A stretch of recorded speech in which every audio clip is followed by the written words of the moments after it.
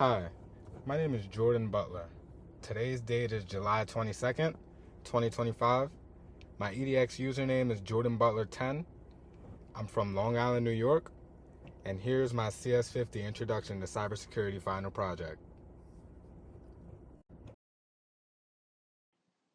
In this presentation, I'll be discussing Google versus 25 Chinese entities, a legal battle against cybercrime.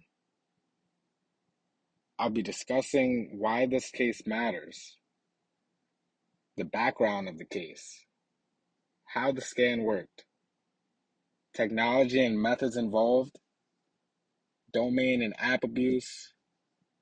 I'll discuss Google's response, forensic information, recommendations for users, as well as course concepts applied. I chose this topic for a couple of reasons. One in particular, Google. Once I see Google in the news, I typically try to read about it because it's usually something interesting. I chose this topic because it connects real-world legal action with multiple cybersecurity concepts covered in the course, such as malware delivery, phishing, domain abuse, and digital forensics. It demonstrates how multinational companies defend themselves and their users using technical and legal strategies. Here's some background. On July 17th, 2025, Google filed a lawsuit against 25 Chinese individuals and entities. What this lawsuit said was that these defendants are accused of executing large-scale investment scams through fraudulent apps and websites, meaning that they're scamming people through applications on their phones and getting them to click on websites.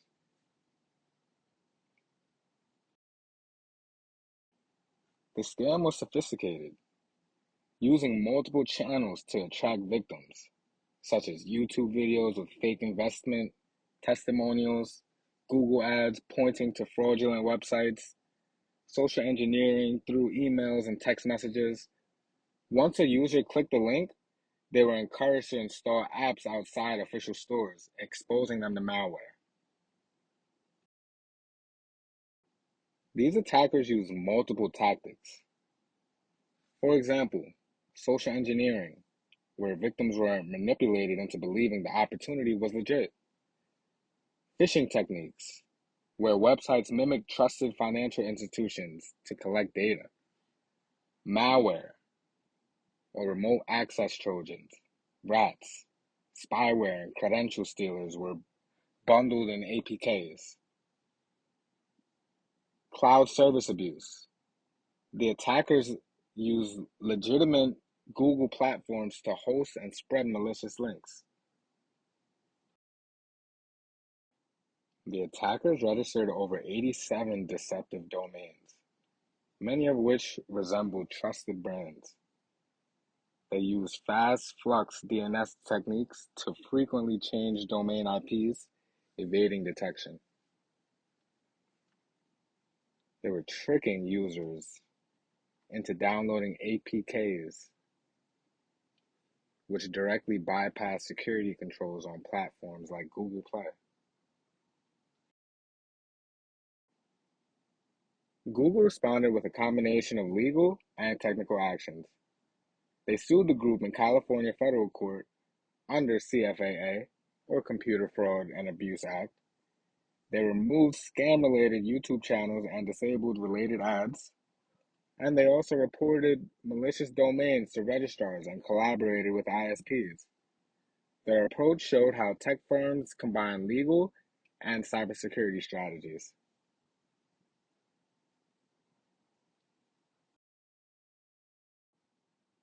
Google's threat analysis group used forensic techniques to trace digital footprints. Instigators correlated IP addresses, malware hashes, and C2 server behaviors. These technical findings help connect the scam across different platforms and tie them to a specific infrastructure, likely operated from China.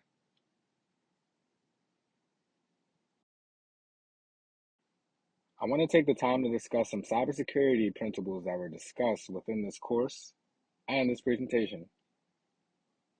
The first being social engineering. In week 3, we discussed the foundation of the scam, which is relying on deception, not brute force, where they're tricking an individual. DNS hijacking and spoofing, which are used to redirect users to fake websites. Malware analysis, which included reverse engineering and identity payload behavior. In week 6, we discussed cyber law and ethics.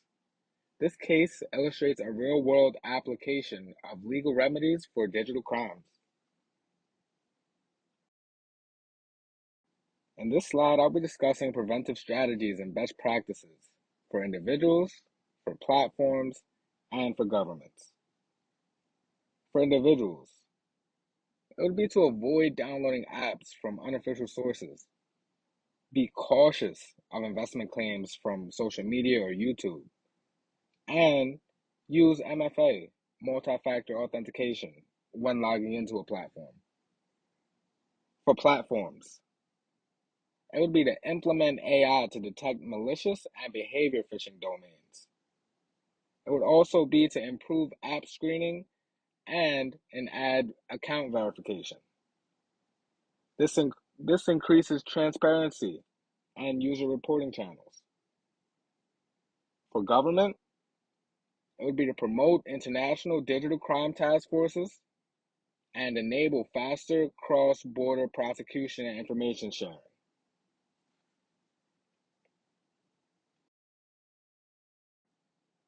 In conclusion, this case illustrates a growing trend in cybercrime: state-tolerated private operations using global platforms. Combating this requires legal, technical, and user awareness strategies.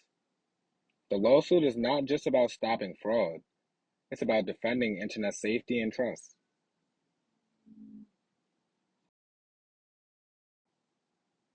Thank you for watching and engaging with this presentation. Question and feedback are also amazing. Again, my name is Jordan Butler. I'm from Long Island, New York, and this is my CS50 Cybersecurity Final Project. Thank you.